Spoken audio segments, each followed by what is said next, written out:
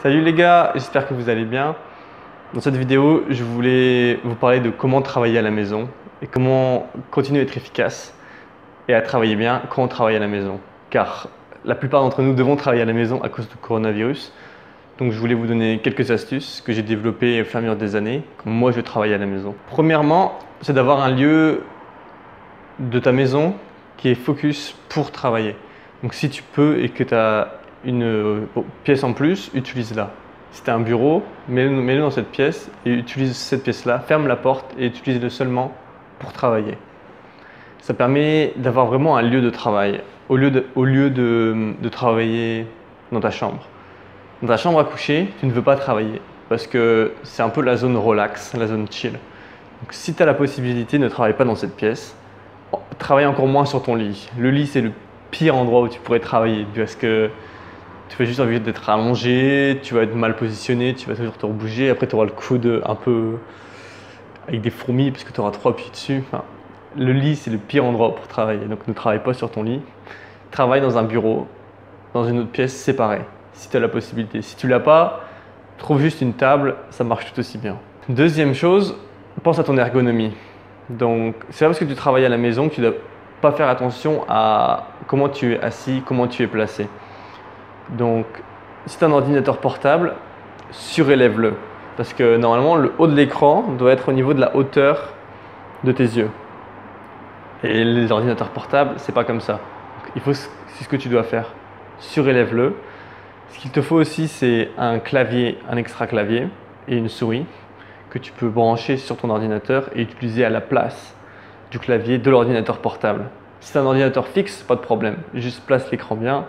Si tu as la possibilité et une bonne chaise ergonomique, si tu l'as pas, bah, tant pis, c'est pas grave. Et normalement, quand tu es bien assis, ton clavier doit être assez près du bord de table et tu vas pouvoir taper directement sans avoir à faire de grands mouvements avec ta main pour attraper la souris ou d'autres trucs. Troisièmement, c'est de continuer à avoir ta routine matinale. Donc quand tu te réveilles, continue à te lever, à prendre ton petit déjeuner, à t'habiller, à faire tout ce que tu faisais quand tu allais au boulot. Continue à le faire. C'est pas parce que maintenant que tu travailles à la maison que tu dois arrêter de faire ces choses-là. Continue à le faire, continue à garder tes bonnes habitudes et ne travaille pas plus à cause de ça. C'est pas parce que tu es à la maison que tu dois faire que travailler. Quatrièmement, sois content. Essaie d'être heureux d'être à la maison parce que tu n'as pas besoin de te faire le trajet jusqu'au boulot. Donc supposons que tu aies une demi-heure de trajet pour y aller, ça fait 1 heure de gagner tous les jours. Pour les 2 prochaines semaines, si on compte 5 jours de travail, ça fait 10 heures de gagner au total. C'est ouf, non? Tout ce que tu pourrais faire avec ces 10 heures de plus, autre que du travail, réfléchis à ce que tu pourrais faire. J'y reviendrai plus tard dans la vidéo. Cinquièmement, enlève tes distractions. Maintenant que tu es à la maison, tu vas avoir tendance à avoir beaucoup plus de distractions parce que la maison, c'est pas un endroit où tu es habitué à travailler. Les distractions, ça peut être regarder la télé, regarder Netflix, aller dans le frigo pour prendre quelque chose à manger, jouer avec ton chat, tes enfants qui font du bruit. Et après, il y a encore les mêmes comme regarder ses emails, utiliser son téléphone et tout ce genre de mauvaises habitudes. Ce que tu dois faire, c'est réussir à les éliminer. Donc, juste avec ta propre volonté, c'est difficile de se dire « Ok, je ne vais pas faire ça ». On a toujours tendance à cliquer, à se dire « Oh, ça va prendre 1 seconde », hop, tu cliques sur l'email et tu es perdu pour 5 prochaines minutes.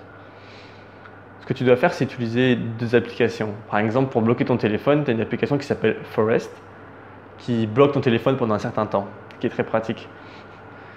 Il y a une autre application qui s'appelle Cold Turkey. Et en fait, cette application, elle bloque Internet sur ton ordinateur ou certaines pages web. Donc c'est très pratique, parce que c'est que pendant une certaine durée de temps, donc c'est pas à vie, t'inquiète pas. Ce qui est très pratique, parce que ça te permet de bloquer les réseaux sociaux et les autres applications qui pourraient te distraire.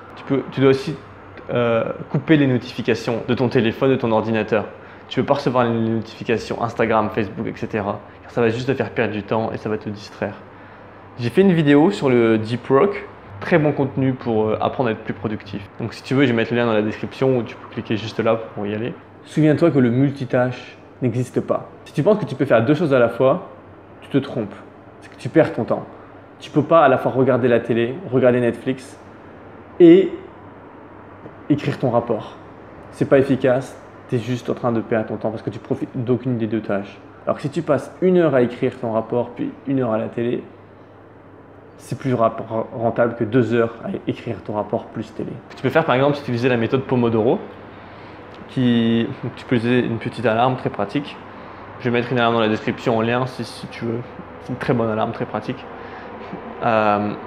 Et en gros, ça consiste à faire 25 minutes de travail vraiment intense où tu te focuses sans aucune distraction, sans téléphone ni rien. Et après 5 minutes de vraie pause dans laquelle tu peux vraiment faire tout ce que tu veux, tout ce qui te fait plaisir. Numéro 6, c'est de faire de vraies frontières entre travail et pas travail.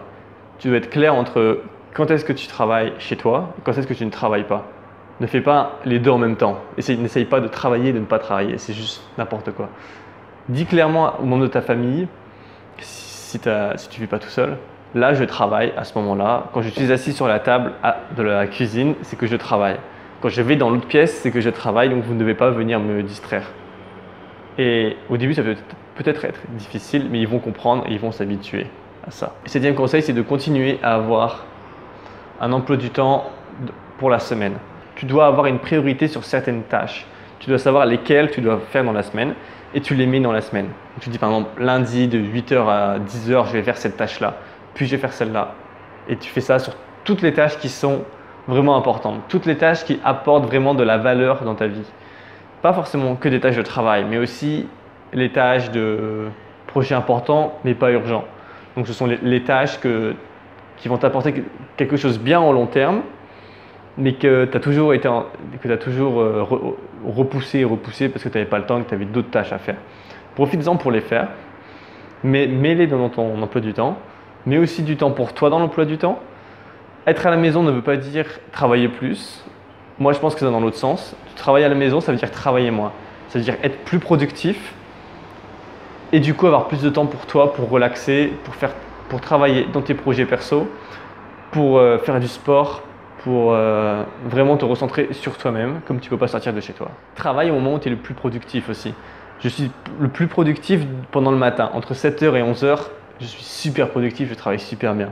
Mais je sais qu'à 13h, après le repas, du midi, je ne suis pas du tout concentré, je n'arrive pas à travailler. Donc je ne vais pas essayer de faire les tâches compliquées à 13h, je vais les faire le matin. D'autres personnes, c'est dans l'autre sens. Ils sont plus efficaces au coucher de soleil, pendant la nuit. Donc il faut travailler pendant la nuit. Oublie le 9-17 heures, ça ne sert à rien ici. Tu peux travailler vraiment au moment où tu es le plus productif. Et c'est là que ça prend tout son sens. Travailler quand tu es le plus productif. C'est ça qui est important. En gros, pour faire très simple, profite de cette... Pour faire simple, essaye de voir ce travail à la maison comme une opportunité, comme quelque chose qui te permet de travailler sur des projets que tu n'avais pas le temps. Travaille sur le rapport que tu devais écrire depuis longtemps. Travaille sur la publication que tu voulais faire. Travaille sur la proposition de bourse que tu voulais faire, travaille sur ton futur, travaille sur ce nouveau projet que tu voulais développer.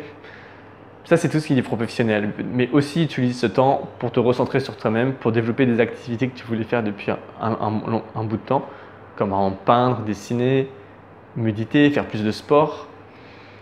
Profite pour le faire, car comme tu es à la maison, définis des vrais horaires pour le faire. Troisième chose que tu peux faire, c'est développer un vrai projet personnel. Ça peut être écrire un livre sur n'importe quel sujet, ça peut être lancer une chaîne YouTube, ça peut être lancer un petit business, quoi que ce soit. Trouve un projet qui tient à cœur et en dehors de ton boulot et essaie de le développer si tu arrives à trouver le temps. Et ça, tu vas voir, ça va vraiment te trouver ça incroyable. Pour finir, juste essaye de voir ça positivement. Tu as peut-être eu à décaler quelques expériences, quoi que ce soit, mais je suis sûr que cette expérience de devoir travailler à la maison, ça va t'apporter quelque chose au long terme. Et peut-être même que tu vas garder des habitudes que tu vas te créer pendant cette période-là, et ça va peut-être même te permettre de perdre de mauvaises habitudes que tu avais. Si tu arrives à perdre les mauvaises habitudes pendant cette période-là, quand tu vas recommencer à aller au boulot, peut-être que tu vas garder la perte de ces habitudes et développer de nouvelles habitudes. Ça, ce sera encore plus ouf. Ou même peut-être que tu vas te rendre compte que tu travailles mieux à la maison et tu vas vouloir continuer à travailler plusieurs fois par semaine à la maison. Et tu vas te rendre compte que c'est possible. Et peut-être même après, tu vas même plus vouloir aller au boulot, tu vas juste vouloir voyager et travailler en voyageant. Donc merci d'avoir regardé cette vidéo. J'espère que ça t'a été utile. Si oui, juste commente, presse le like button, abonne-toi à ma chaîne, ça me fait super plaisir. Et je te dis à la semaine prochaine. Ciao.